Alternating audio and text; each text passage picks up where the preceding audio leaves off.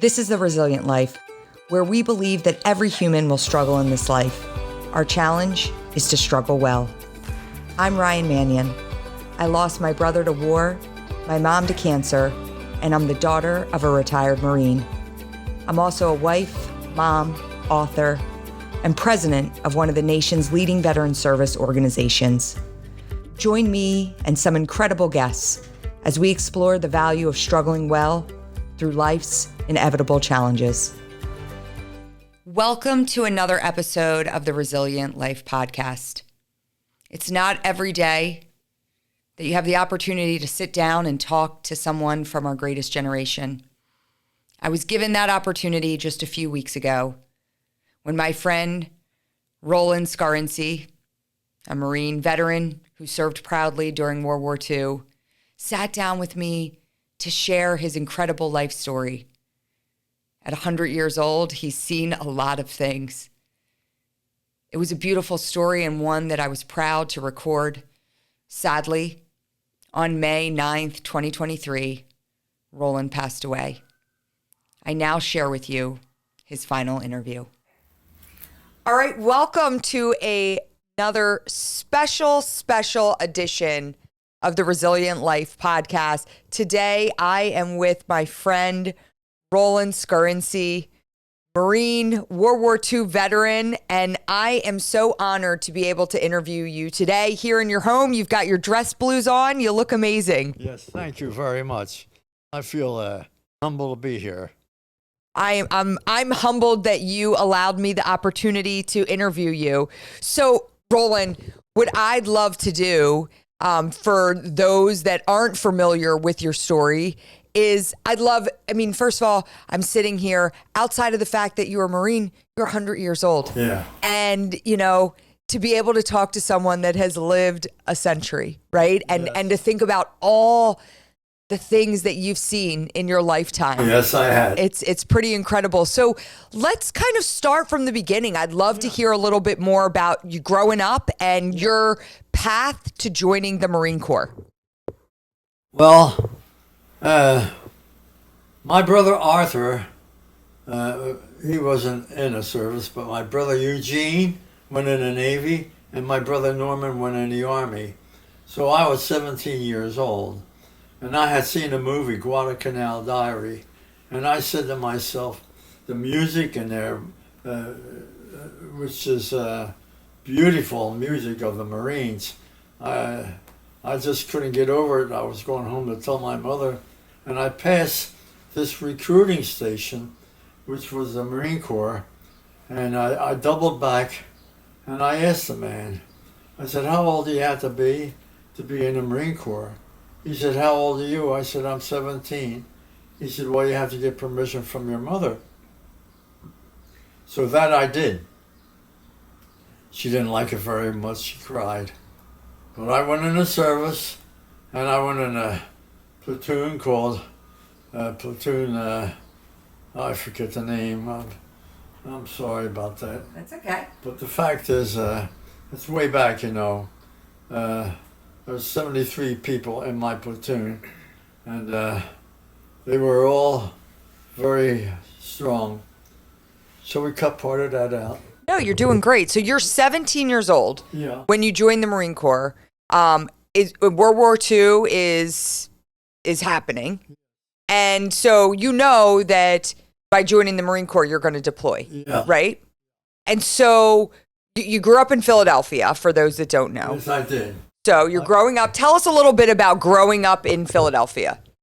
I grew up in West Philadelphia, where the independence was signed, just a few blocks from there, and I was honored to be there.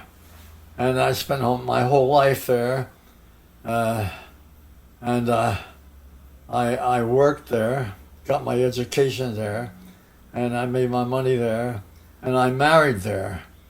And I was the happiest guy in the world by being in Philadelphia and joining the Marine Corps, because I think the Marine Corps is one of the greatest places in the whole country.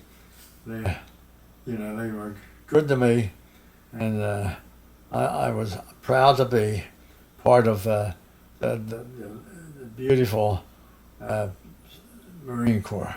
Well, tell me a little bit about, so you joined the Marine Corps at 17, and what does that look like for you at the beginning? Do you remember when, after joining, like how quickly you left for deployment? What did that first kind of, the first couple years in the Marine Corps look like for you?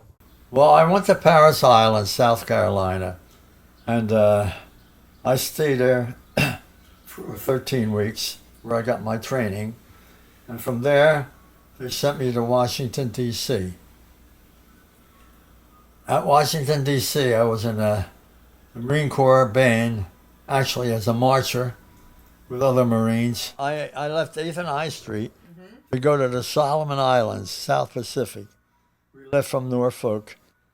We were on a ship, and the ship stopped. Remember the name of the ship you were on? I know. Wakefield. Okay. I was on the Wakefield. And when we got to the Solomon Islands, before we arrived there, the ship had to shut its motors because there was a Jap submarine around there. And then finally we were told we were okay to go. And we landed on Guadalcanal. And from Guadalcanal, we were shipped to Pavuvu in the Solomon Islands, a place full of mud, rats, land crabs, and whatever, dead coconuts. And there was nothing but coconut trees on the island. And the Marines had to build whatever they can to make their life comfortable. And we had to take a shower in the rain. And it stopped raining, and we're full of soap. Too bad. We're stuck. So anyway, I love the island, believe it or not, full of rats and so forth. And I spent my entire 3 years playing cards or whatever game we can during the evenings, and playing poker, so forth. But that's how we spent our life for 3 years. Quite incredible when you say you walked into that recruiter's office to join the Marine Corps because you saw a movie about Guadalcanal. Yeah. And then, a year later, there you are. Right? Yeah. I love the Marine Corps. I love the people. I love the uniform. And I was surprised that they took me as a patient, as an employee for the Marines. And I was so happy that I went home and I told my mom that they accepted me in the Marine Corps, Mom. I said, I feel so good. And then she asked me when I'm leaving. I said, next Monday, I'm going to Norfolk. So it was just a week after you signed the papers that you were in Norfolk? Yes, a week after that. Now, let me ask you, you say, you went from one island to Okinawa, and that's where you were engaged in some heavy fighting. There was a lot going on during that time. There was a lot going on. So there was a specific battle. Do you remember the name of that battle, why you were there? When you got to Okinawa, you engaged for 81 out of 82 days in the Battle of Okinawa. Do you remember any of that? No. You don't? No.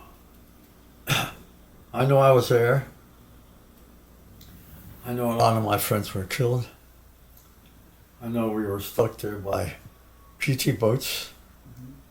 And I know I got back safe and sound without a scratch. I was blessed by God.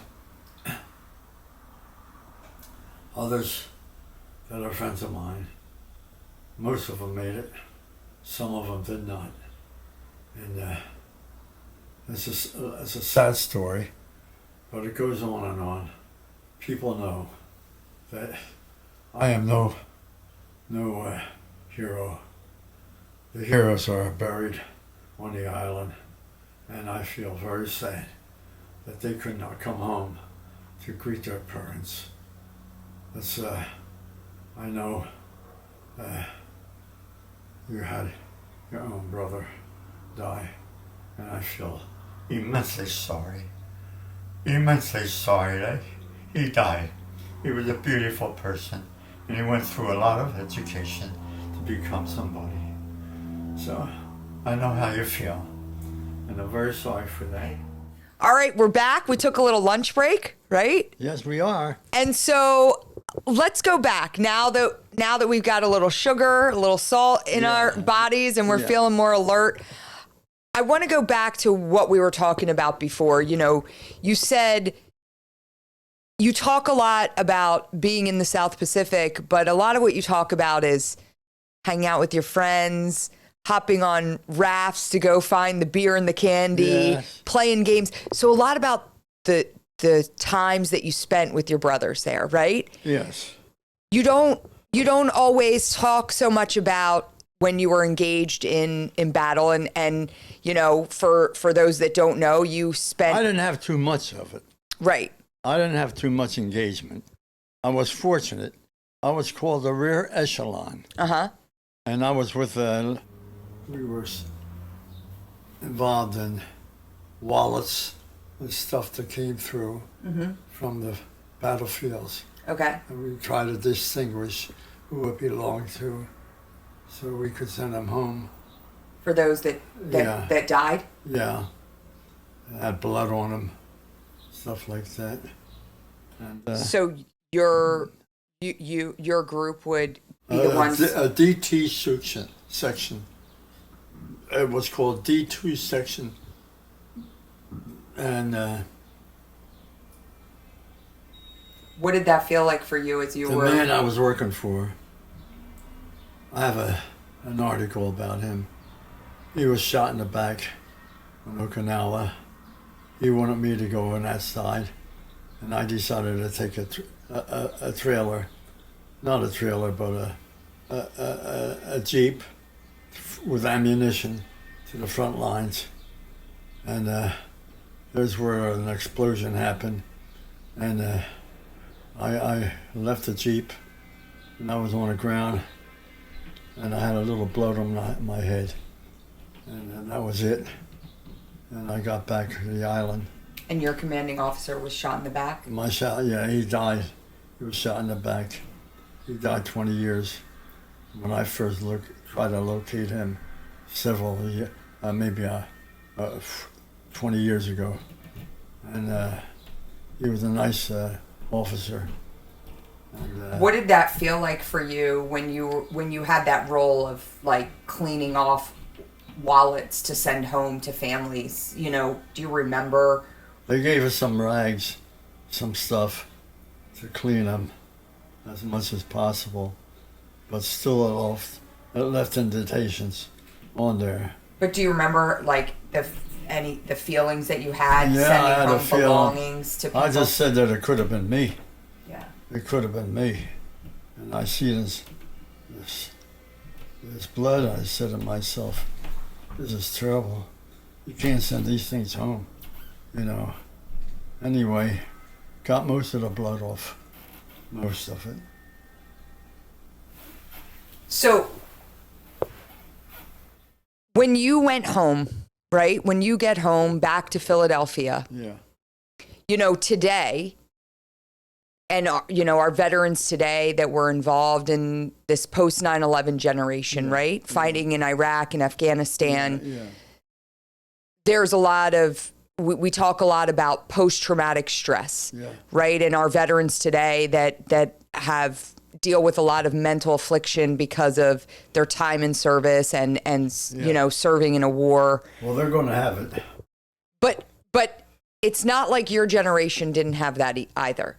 My generation was a little rougher. I hate to say it, because I know all of you fight for your lives, and but I know in my generation, I love the Marine Corps. I love what we were doing. Well, what do you mean your generation's rougher? What did you mean? Like? When I mean my generation is way back And that's 70 years ago. Yeah. When things were much nicer in America. You know, when I joined America, things were good. People were working. People were loving this country so much, like me. America, the beautiful, the best. And you think that's changed? it's changed a lot because people used to come over here and they knew once they got here, they got freedom, they got food, they got security, a home, and you couldn't find a nicer country to treat outsiders the way we did. And it's the greatest country in the world. There's no doubt about it. I just love my country. Well, what do you think when you say it was a different time back then, and it certainly was, like, what do you think has changed? Like, you know, what do you see different in America today? What came different is these cards, iCards, and things that they look at. They don't look at the streets when they cross. They're looking at the iPhones. I pull a car right up to a man, stopped in the middle of the street, didn't even know I was there until I blew my horn, and he got out of the way. But these iPhones have taken over the country. Yeah. And I can't imagine where it's going to stop. So it's almost like technology is our demise. Technology is ruining America, absolutely ruining it. The whole world. Technology has taken over the country, and I feel so sad about that because our country used to be beautiful, beautiful, absolutely. We could walk the streets and not worry about anything. But today, it's different. It's different. All right, I'm going to take you back to the South Pacific because you once told me a story.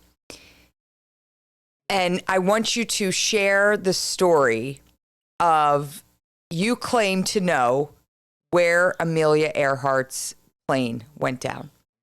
So I was standing at the bank of the ocean. Where are you? The bank in the South Pacific, Solomon Islands. Okay. And two Marines in a PT boat. I don't know whether they're looking for natives, looking for Japs, but they asked me if I wanted to go to another island very close to mine. I said, yeah, I'll go. I didn't even have my rifle. So I got in a boat, a PT boat, and we traveled to this small little island. Do you know the name of it? No. Okay, just a small little island. Yeah, it's just like about a half a mile away from my island. And I got on that island. And just for sake of, what island were you on that you traveled to this, you were in the Solomon Islands? I was on Pavuvu. Okay, Pavuvu. Okay. Yeah. So you go... I traveled to this island. Uh-huh. And when I got to the island, there were natives living there. And I don't know whether they are Japanese or whether, that they didn't want to deal in fighting. I don't know what they were. There were families there. They had their beds made of straw.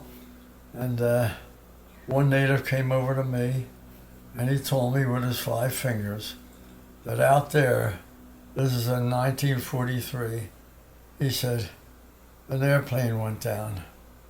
And I said to myself, he said, that was 5 years ago. 5 years ago would have been 1938. In 1938, Amelia Earhart was lost in the Solomon Islands with her co-pilot. And it struck me that way, that it was Amelia Earhart, because they never seen that plane go down over there in their whole life that they were living there. So I tried to get a hold of Jack Cousteau. He used to go underwater diving, looking for different things. But trying to get Jack Cousteau was like trying to kill an enemy. You couldn't get anybody. You couldn't get Jack Cousteau. So you believe that this tribe on that island actually saw Amelia Earhart's plane go down? I believe it had to be Amelia Earhart. because all indications prove that that's where she passed away in 1,500 feet of water with her co-pilot. And they missed the island about, like, I would say about 100 feet, maybe more. Wow. And they sank in 1,500 feet. That's all I could say about Amelia Earhart. That's incredible. And it's true, I feel that way. Yeah. So the other story that you've told me before, which I think is pretty incredible, is when you were a young boy in Philadelphia, and I think you were walking to school or walking home, and what did you see that day? The Hindenburg flew over my head. I was coming back from the golf course. How old were you? Do you remember? I was about 8, maybe 7, and it was raining, and I was mooching golf balls. I was looking for golf balls, and I'm walking up Hafford Avenue, and I hear this big noise on top of me. I look up and I see the Hindenburg. It looked like a block long. You could see the people sitting in there. It was so low, like about 30 feet from me, and it was past me on Hafford Avenue, and I went home to tell my mother it was raining. And the ship turned around at City Line, and it flew back over my head again. And I couldn't believe it.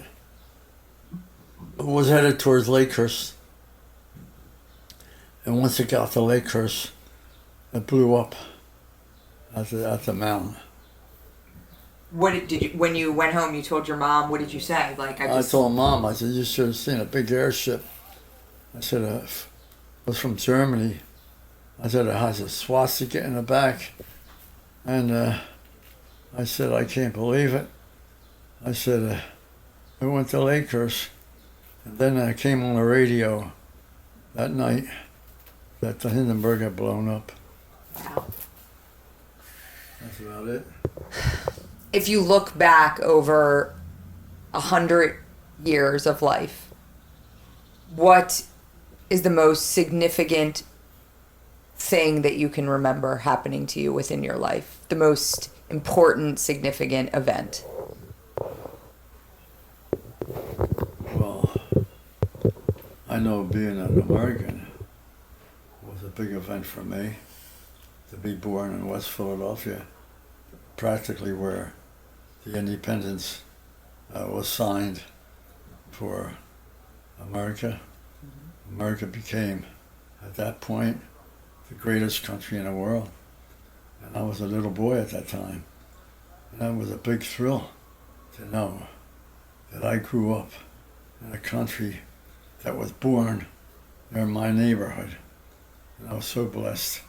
And I was just very patriotic, because I knew I had a brother in the Army and a brother in the Navy. And that's why I chose later on to become a Marine. Roland, what is the secret to living to 100 years old? Loving people. You have to go through life loving people, because I love everybody. I love people all over the world. I want people to have a happy home, a happy life like me. If they don't have it, I feel sorry. But my life was simply beautiful. I just couldn't ask for anything more than a life that I had lived.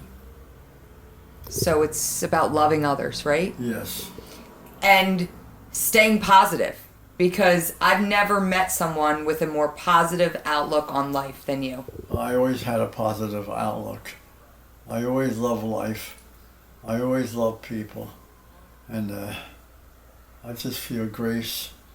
I just feel humble that I'm still alive. So what's your message to today's fighting force, our men and women who joined the military? What, if you could give them any message, what would that be? The message I have is for young people that want to join the service. Have love in your heart. Don't just kill to be killed. Just try your best to stay alive, to stay away from injuries, such as bullets and so forth, and try and come home safe. Roland, you asked me what song that I wanted you to play, and I've heard you play God Bless America so many times, and you do it beautifully, but I'd love to hear the Marine Corps hymn. Well, I'll certainly play it for you. Here we go.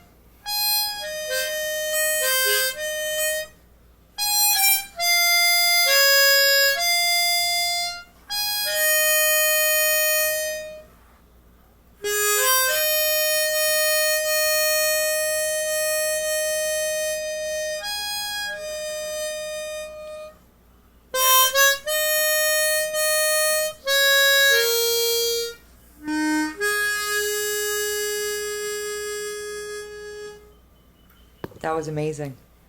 Thank you. Semper Fi. Semper Fi. Roland, anything else Yes. before we close out today? How about America the Beautiful? All right, let's do it.